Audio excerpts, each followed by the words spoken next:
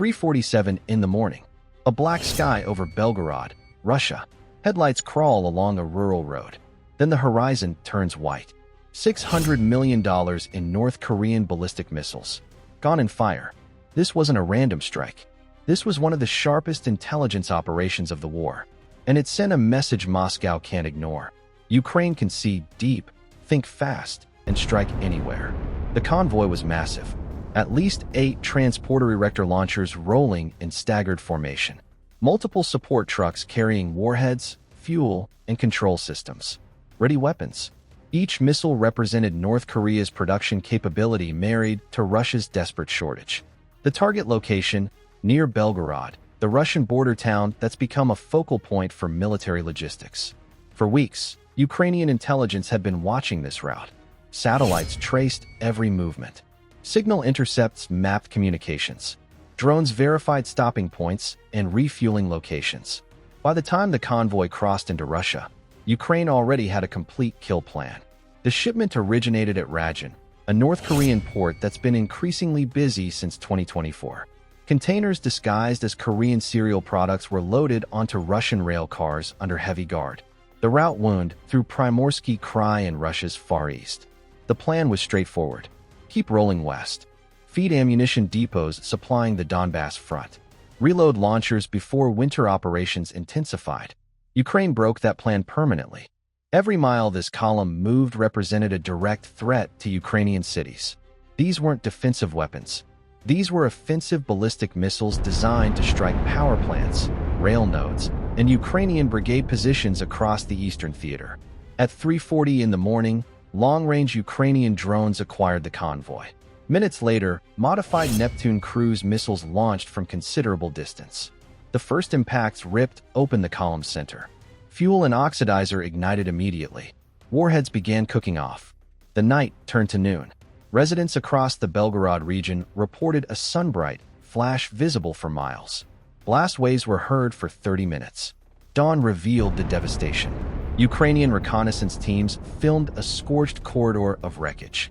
What had been a heavily guarded train of missile launchers and support trucks had become twisted metal frames and scorched earth.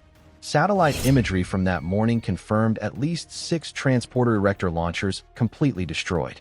2 additional support trucks melted and torn apart. Debris fields showed fragments with Korean lettering. The financial calculation is staggering. Conservative estimates put the destroyed hardware at $600 million minimum. That figure doesn't include trained crews killed in the explosions or the operational cost of replacing this capability. But nothing about this operation was luck. Ukraine's main intelligence directorate tracked this convoy for days. Western intelligence partners provided real-time satellite passes and signals data. Every halt was logged. Every route deviation was mapped. This strike didn't just destroy a target. It validated months of warnings that Pyongyang has been secretly feeding Russian munitions through ships, rail networks, and backroads few people monitor. If this analysis is helping you understand how modern intelligence warfare actually works, hit subscribe. We break down operations like this every single day. The Russia-North Korea weapons channel has expanded dramatically since 2023. That September, Kim Jong-un took his armored train to Russia and met Vladimir Putin at the Vostochny Cosmodrome. Publicly, they discussed space cooperation and technology. Privately, they negotiated shells and rockets. By early 2025, Western officials counted more than 3 million artillery shells shipped and multiple batches of short-range ballistic missiles transferred. The Belgorod convoy represented the next escalation in this partnership. The specific cargo matters enormously. Intelligence analysts believe the destroyed launchers carried KN-23 and KN-24 short-range ballistic missiles. These are essentially cousins to Russia's Iskander system. Each missile can fly approximately 400 kilometers and deliver a 500-kilogram warhead. In Russian hands, these weapons threatened critical Ukrainian infrastructure across the eastern theater. Stopping them before launch may have prevented one of the most devastating barrages of the war. The operation surprised many analysts who underestimated Ukraine's capabilities. In the invasion's first months, Kyiv's defense was reactive. Intercept incoming missiles. Fortify cities. Endure bombardment.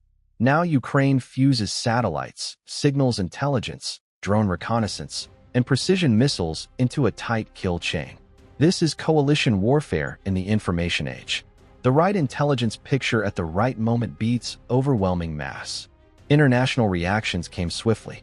Washington, London, and Seoul praised the precision while condemning the illegal weapons trade. South Korea's defense ministry called it a turning point, exposing North Korea's illicit arms business. Physical debris matched known North Korean missile designs. At the United Nations, members pushed for formal investigation and tighter sanctions. Even China urged restraint and avoided public support for the transfer. Moscow initially went silent. State television ignored the explosion entirely. Then officials floated a story about a routine fuel accident. The narrative collapsed within hours. By evening, Russian social media channels were posting videos of massive smoke plumes and fireballs visible across the horizon. The official story couldn't survive the weight of visual evidence and physical debris. The strike stings because it exposes more than a destroyed convoy. It reveals the fundamental hole in Russia's defense industrial base. Sanctions and sustained warfare have gutted microelectronics production and precision munitions stocks. Domestic missile output fell significantly after 2023. To fill this gap, the Kremlin leaned heavily on Iran for drones and North Korea for shells and missiles. That dependence is now a critical liability. Each foreign purchase can be tracked, intercepted, and destroyed. For Pyongyang, this represents both financial loss and reputational damage.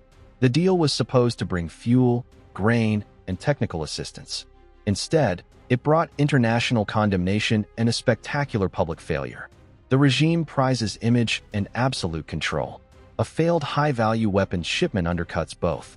In a system that punishes failure harshly, internal fallout could be severe. Inside Ukraine, the public saw something different. Just as before launch, missiles meant for their cities burned on Russian soil. For a country told for years that Russia's deep rear was untouchable, footage of burning missile carriers felt transformative. The psychological impact inside Russia is equally significant. The state has sold domestic safety as an unbreakable promise. This strike cracks that promise fundamentally. If Ukraine can track and destroy a heavily guarded military convoy inside Russian territory, what else can they reach? Air defenses are being repositioned throughout border regions. High-value cargo movements are being paused and rerouted. These aren't signs of confidence. They're indicators of institutional fear. Strategically, the loss exceeds the immediate price tag. Ukrainian intelligence sources estimate Russia's precision missile stocks at roughly 1/4 of pre-war levels. If the Belgorod convoy contained up to 40 operational missiles, those represented critical winter firepower. Now they're gone. Moscow must either reduce launch rates or divert scarce components into emergency production. Either choice degrades overall capability. The Belgorod strike fits a clear pattern.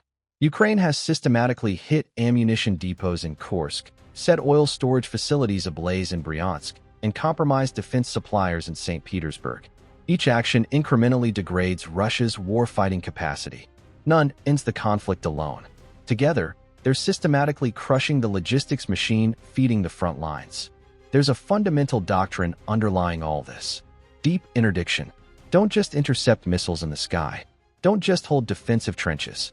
Target the factories, railways, storage depots, and foreign supply pipelines that sustain enemy operations. The 347 strike represents this doctrine at full operational tempo.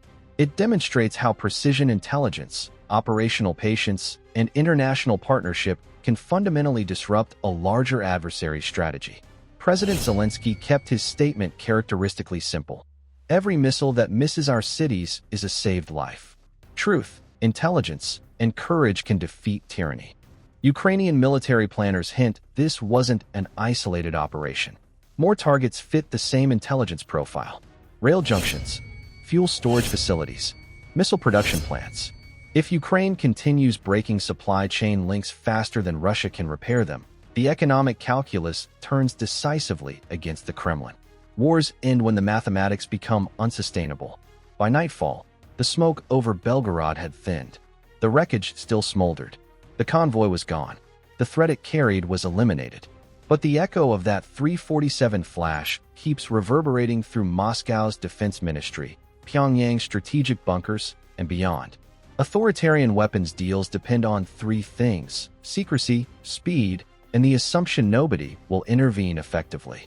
At 3:47 that morning, secrecy failed. Speed wasn't sufficient, and someone did intervene. Ukraine reached into the darkness and pulled a thread. The entire system shook. Subscribe for tomorrow's breakdown. This is the strategic front.